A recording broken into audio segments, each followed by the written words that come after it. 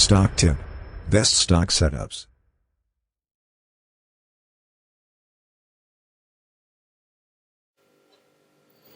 Hello my friends and welcome to another episode of Stock Tip Daily Update. I'm Marcello and let's see how the markets turned out today.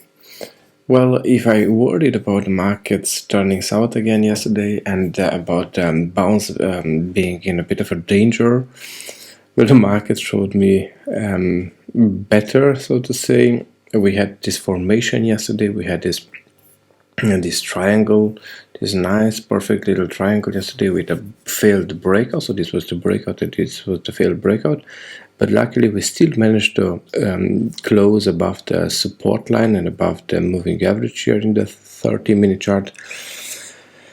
Nonetheless, I thought the breakout might have the bounce might have lost its momentum, and the market might turn around. You can see why I thought that. If you take a look at the daily chart here, we've ended with a bit of a doji, if not a shooting star here, and like I said in the intraday, the finish wasn't that great.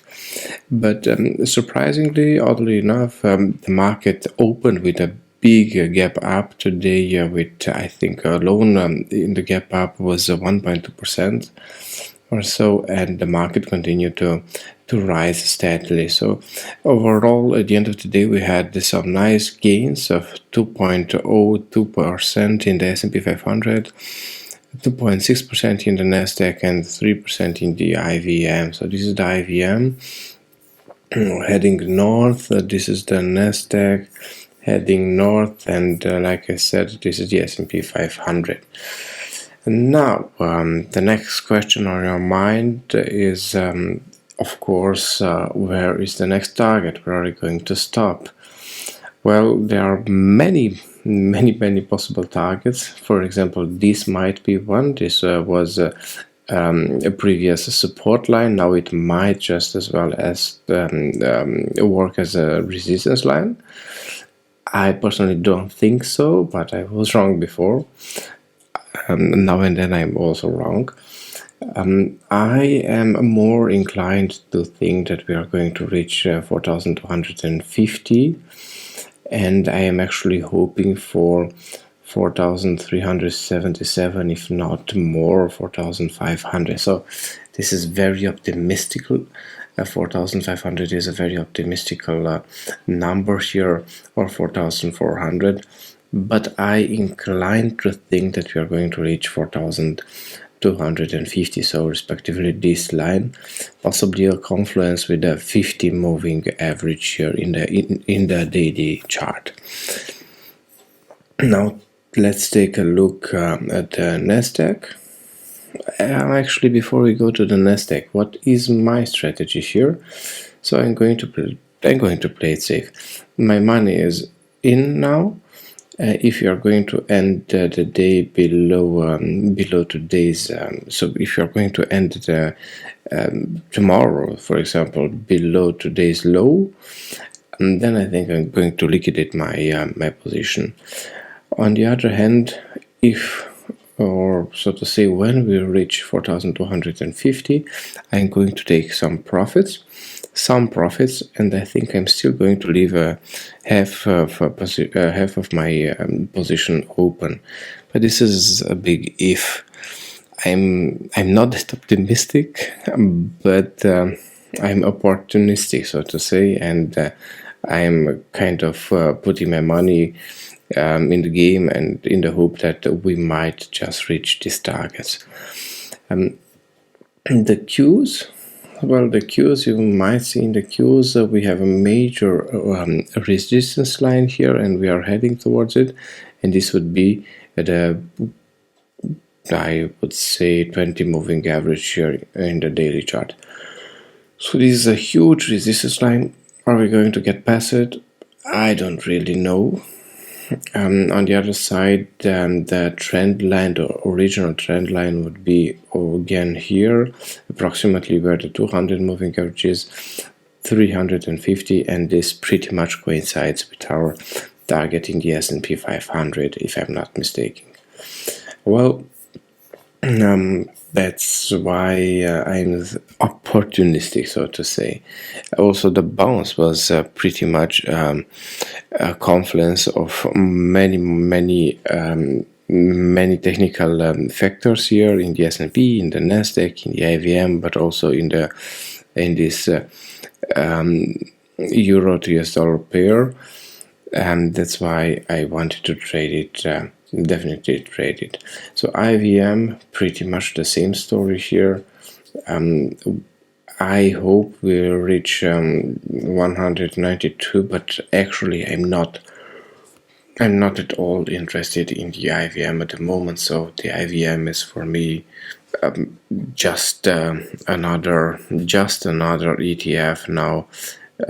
Here with the rest of them, so I have no interest at the time being in the IVM, and I think the IVM is just going to get aligned with S&P 500 and Nasdaq, and won't have that much power on its own.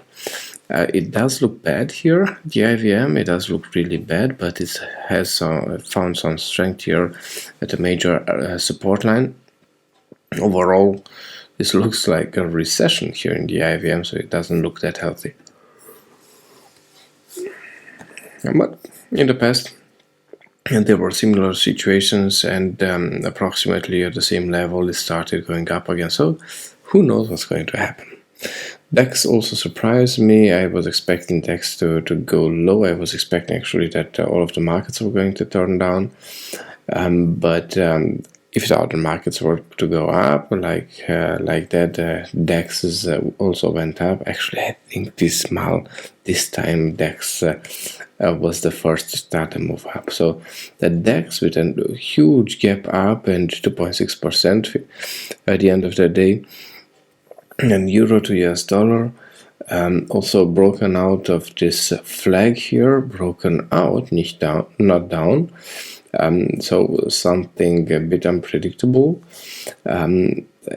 So for the time being, basically this major support line, this less support line overall, so this less support line overall has managed to hold on, and I'm curious what the journey is going to look like now. Are we going to head back up and touch this point right here, so 1.20, 1.19. I'm very curious as to what is going to happen this next couple of weeks. Oil is the next sector. Oil wasn't that convincing today, minus 2.5 or 2.6%, and pretty much a loss. We've lost everything that we've gained yesterday, and we have ourselves a nice bearish engulfing. So at least I know that I will be able to tank again for the same price. And this is the silver lining here. And then gold and silver stationary. So nothing really happened here. So these were the main sectors. Now for my portfolio, I actually tried one or two things today. I added two new positions here. The first one is mass. I've shown you this setup yesterday, so this was a very nice setup. I thought of it as a nice setup, and I opened it, but I am not that pleased with this volume. At the end of the day, I think the volume is a bit too low, and as such, the breakout is not that convincing. But let's see what happens. So my stop is pretty tight here. I think I just think it's in the range of where is it? So I don't remember exactly. So I think it's in the range of 53, something like that.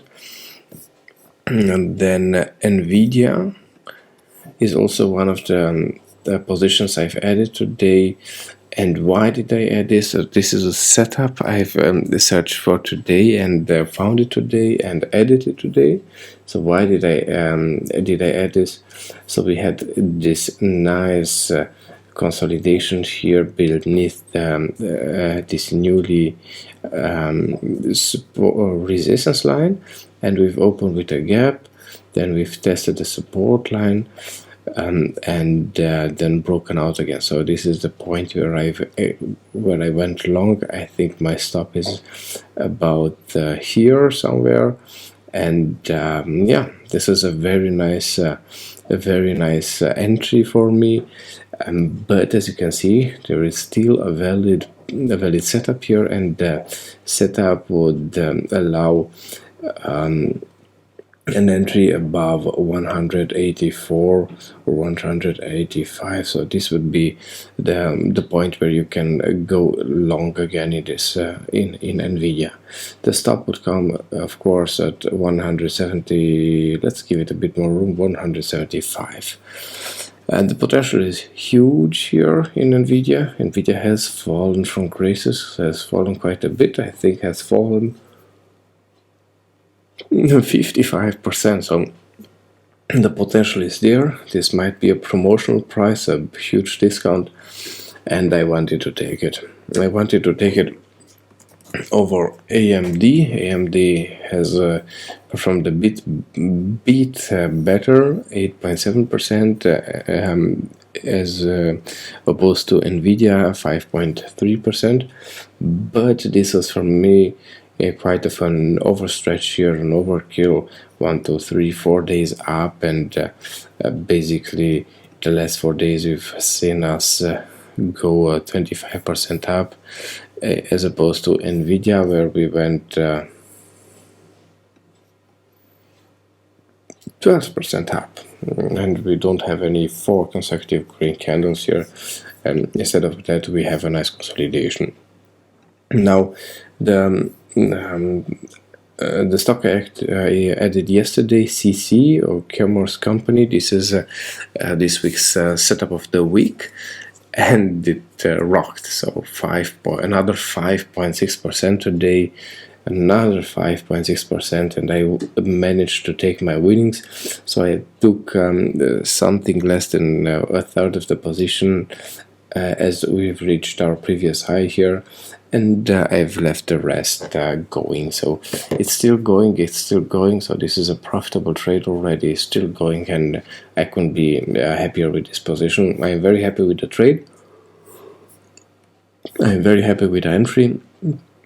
We couldn't have picked a better entry than this, and all in all, let's just see how far we are going to go, how high we are going to reach. Then AMCR, another well-timed entry here. So I think the entry was here, or perhaps, I don't know exactly. I think here somewhere post-market, it was where I did it. And we've added another 3% today. So this is the intraday chart. And somewhere here was my entry, with a stop here, 12.5, 12.6, and we've kept climbing, and now it looks something like this. So I'm hoping for more of a climb, by hoping we are reaching 15 or we are reaching 16, but again, it's just hoping, so it doesn't hurt to hope. Lastly, PRG was my short position.